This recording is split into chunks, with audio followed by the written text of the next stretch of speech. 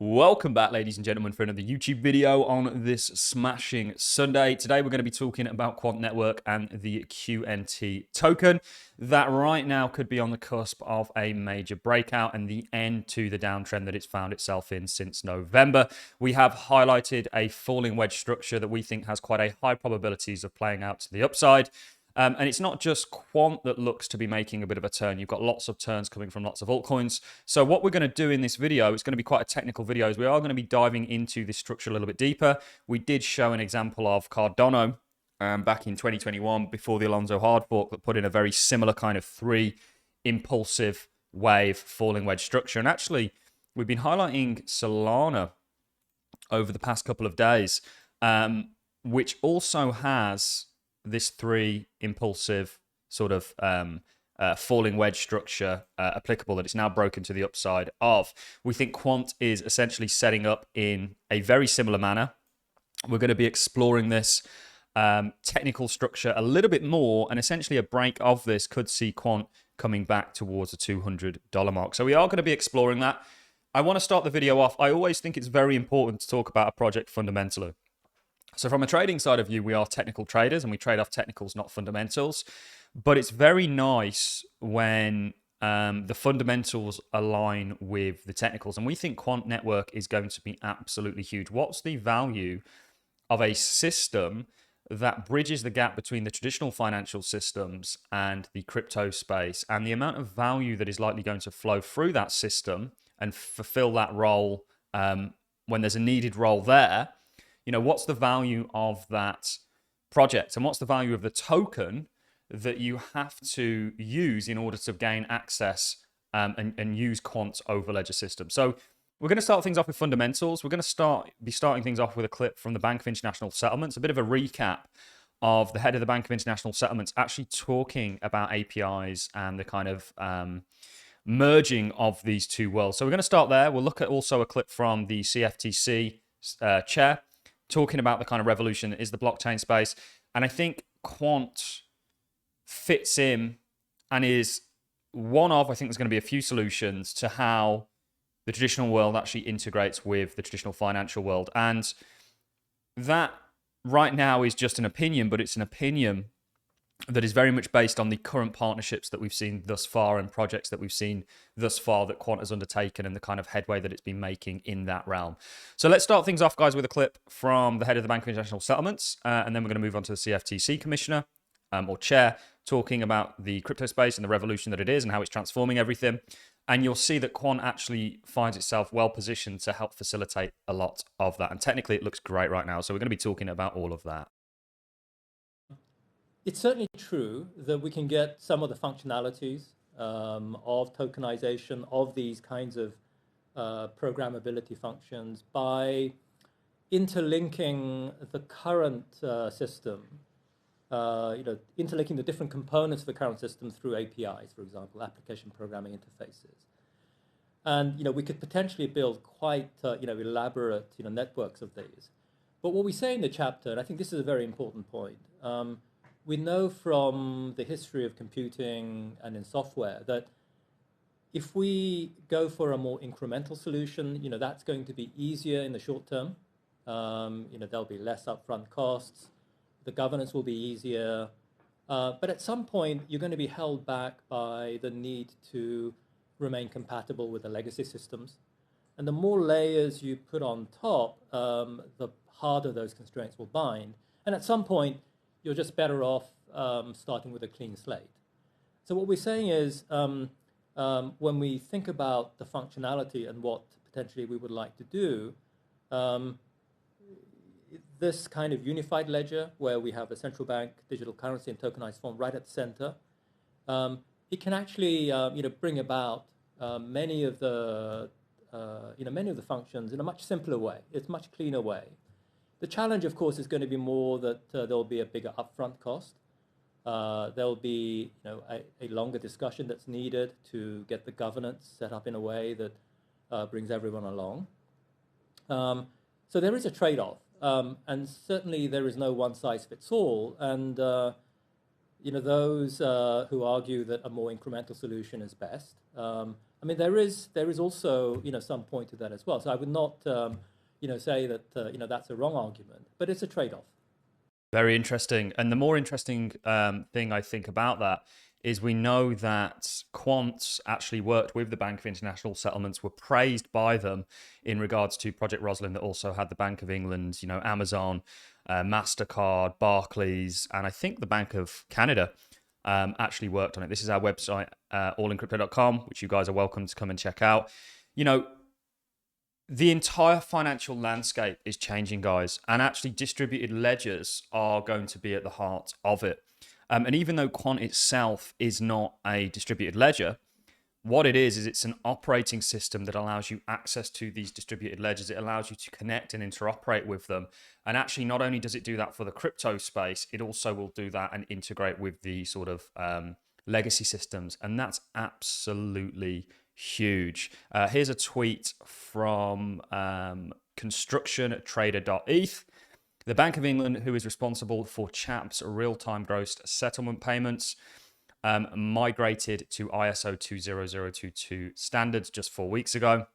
The Bank of England is planning to introduce a new, modern, flexible, and efficient, basically remittance system, core system in 2024. Quant is part of that engine. Could indeed be. This was an older tweet from July this year. You've got to remember actually as well that Quant isn't just going to be used for finance. Quant will enable small to medium enterprises and enterprises across the board to pick and choose their use case and leverage distributed ledger technology for it, whether that be in the form of smart grids, like this is obviously a message from Gilbert Verdrin, the CEO. Understood, we're looking at IoT as we're exploring the IoT space. The DHS want us to connect US smart grids using Overledger. You could also use Overledger for basically anything that you can apply distributed ledger technology to. Overledger system will actually enable you access to do that. And if you think about a company that may not have the funds and the facilities to actually, have their own blockchain or fund their own blockchain, they may not want to use competitors' blockchain. Actually, Quant becomes very, very useful. I've got one more clip that I want to play for you guys before we get into the technicals, and that is an older clip, the end of 2022, of the CFTC chair actually talking about this space and how innovative it really is. Around the world, this was able to be done, or apparently, allegedly and apparently so. What I would say is I don't see this as a great indictment of crypto. I see this as the same old in financial markets, how important trust is, and for institutions to earn the trust and how quickly that trust can dissipate if those proprietors of trading platforms and trading houses squander that trust and how quickly it dissipates away. There's no question, however, that the political ramifications of this will be extraordinary. For those who are critics of crypto, will point to it.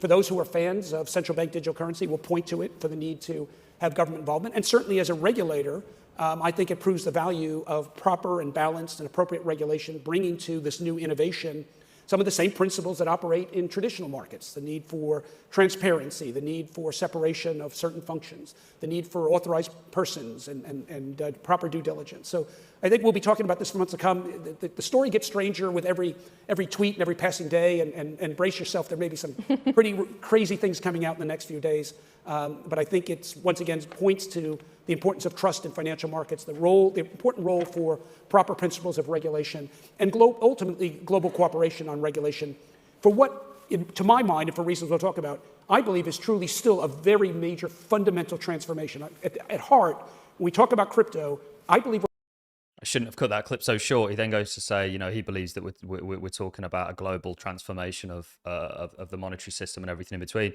And this is why we like Quant, because it's going to facilitate that. It is probably one of the best positioned players to actually do that. Right there along with Chainlink, and we continue to highlight Chainlink as being an absolute beast. But let's move on to a little bit of technical. So this is the structure that we're highlighting for Quant. Quant has essentially been in a downtrend since November.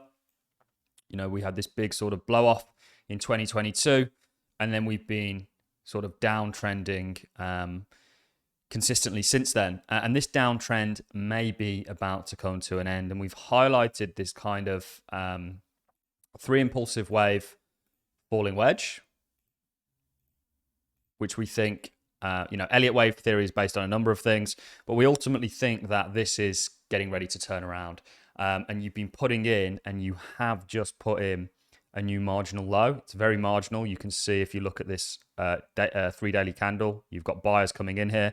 This is all happening after 3 impulses have been completed. We showed you, and we'll show it again, we were one of the only people to be long on Cardano back here. I think we've still actually got it drawn from the other day, you know, when we kind of identified this falling wedge. We essentially are saying that actually, you know, you can see the kind of 3 impulses in it. We'll go ahead and get rid of this. You've got your blow off. 1, 2, 3. You put in that marginally lower low, and then you start the ascent. This is essentially where we think Quant is. We also highlighted, and we're very right on our Solana call very recently. Again, you blow off. 1, 2, 3. This is a little bit more of a steeper one. Quant's a lot more drawn out, which potentially points to strength, I would say. But you are now just waiting for this pattern to complete and for you to see that upside. And ultimately, this could be a structure, depending on how you want to draw it, on what time frame, that does see you push back up towards this high here.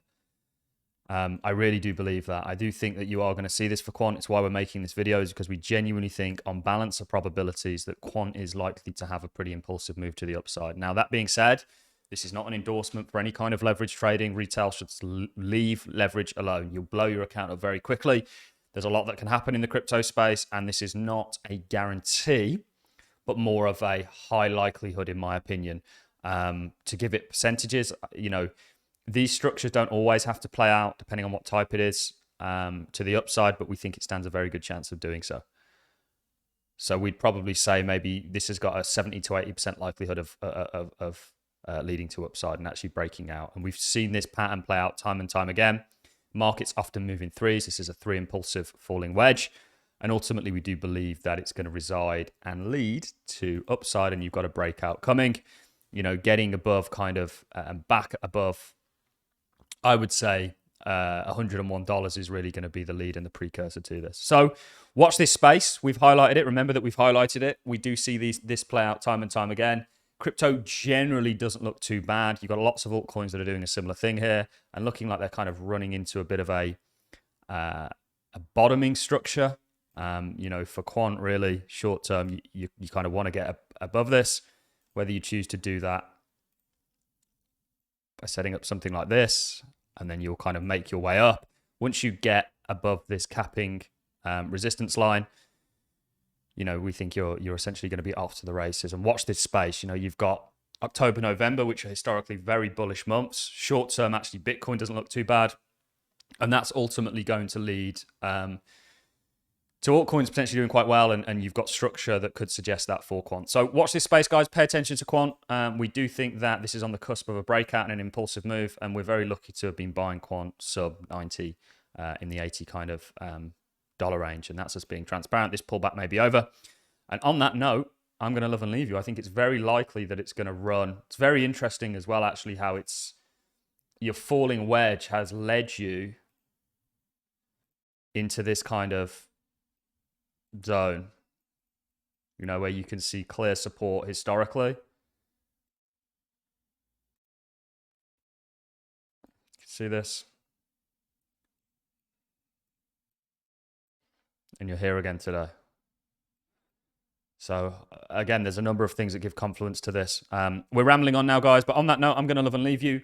Keep your eyes on Quant. Keep Quant on your radar. We think fundamentally it's an amazing project. We think technically it looks pretty good, and you're likely going to set up for a break to the upside. On that note, I'll see you in the next one. Thanks for watching, guys. Catch you in the next.